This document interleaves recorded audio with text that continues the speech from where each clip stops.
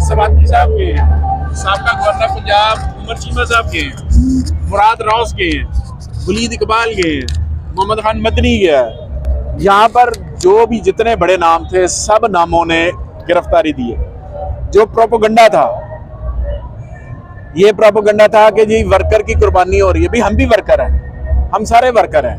Worker हम में से एलिवेट हो गए, कोई असेंबली में पहुंचता है, कोई सेनेट में पहुंचता है, लेकिन वर्कर उसे पहुंचाता है। मैं अब मिनिस्टर नहीं हूं, मैं एक वर्कर हूं इनके साथ, और मिनिस्टर होकर भी वर्कर थे। हमारी बारी भी है, हमने भी जाना है। और पार्टी ने जो एक हमारी हिकमत अमली है उसके तहत ही हमने आगे की तरफ बढ़ना है। और वह हिकमत अमली है कि फर्स्ट लाइन वो जा रहे हैं, दूसरी लाइन में दूसरे डिस्ट्रिक्ट, फिर लाहौर की बारी आ रही है। सो आज़ादी की कोई कीमत नहीं हुआ करती।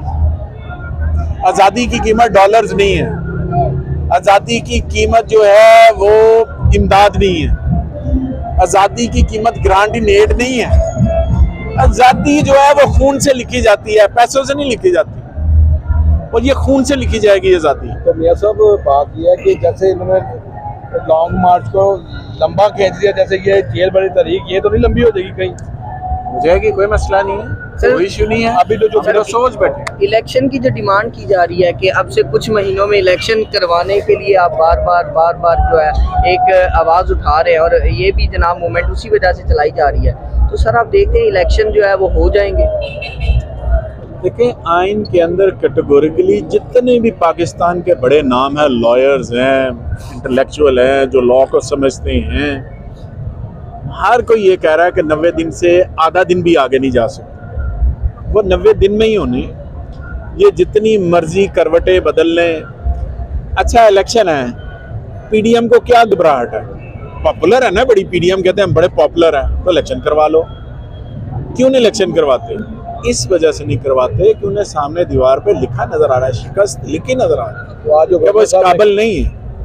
सो वो जो मर्जी कहते रहे, जो आइन की तशरीह है वो जो अदालत है उसने करनी है। लाहौर हाई कोर्ट ने आइन की तशरीह कर दी, हुक्म दे दिया, उसके मुताबिक प्रेसिडेंट ऑफ पाकिस्तान ने जो इलेक्शन कमीशन, जो इलेक्शन एक्ट है उसके तहत 57 का जो 1 है उसके तहत प्रेसिडेंट ने इलेक्शन की तारीख की अनाउंसमेंट कर। इनको तकलीफ है, इनको प्रॉब्लम है, ये कोर्ट में जाए। सर आज लाहौर की मूवमेंट थी, और लाहौर की मूवमेंट में आप अपनी फतह देखते हैं, क्योंकि आज लाहौर फतह कर चुके हैं। देखिए हम कोई लाहौर फतह करने नहीं आए, हम तो एक अपने हक की बात कर रहे हैं, आइन और कानून की बात कर रहे हैं। उस आइन और कानून ने हम में भी रहना है, जो हमारे नजरियात से इख्तलाफ करता है उसने भी रहना है। वो तो कह रहे हैं जी, तो वो सारे उस आइन और कानून की हदूद में रह के करेंगे। तो हमारी लड़ाई सिर्फ कोई पाकिस्तान तरीके इंसाफ के वर्कर के लिए नहीं है, ये 23 करोड़ अवाम के लिए लड़ाई लड़ी जा रही है। खान कोई जाती लड़ाई नहीं लड़ा।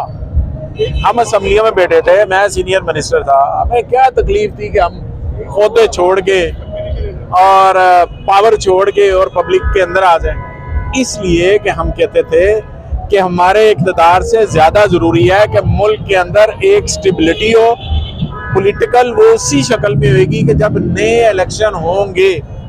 अब नए इलेक्शन जो हैं वो होंगे, फिर दुनिया के अदारों को एतमाद आएगा पाकिस्तान के अंदर।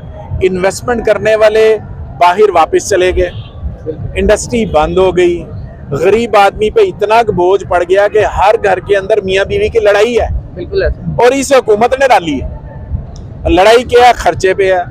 तनख्वाह उसकी 30,000 रुपये है, खर्चा उसका 50,000 हो गया। बच्चों की फीस दे, स्कूलों की, घर का किराया दे, बिजली का बिल दे, मोटरसाइकिल में पेट्रोल डाले, गैस का बिल दे, दवाई ले, खुशी गमी करे, क्या करे 30,000 में?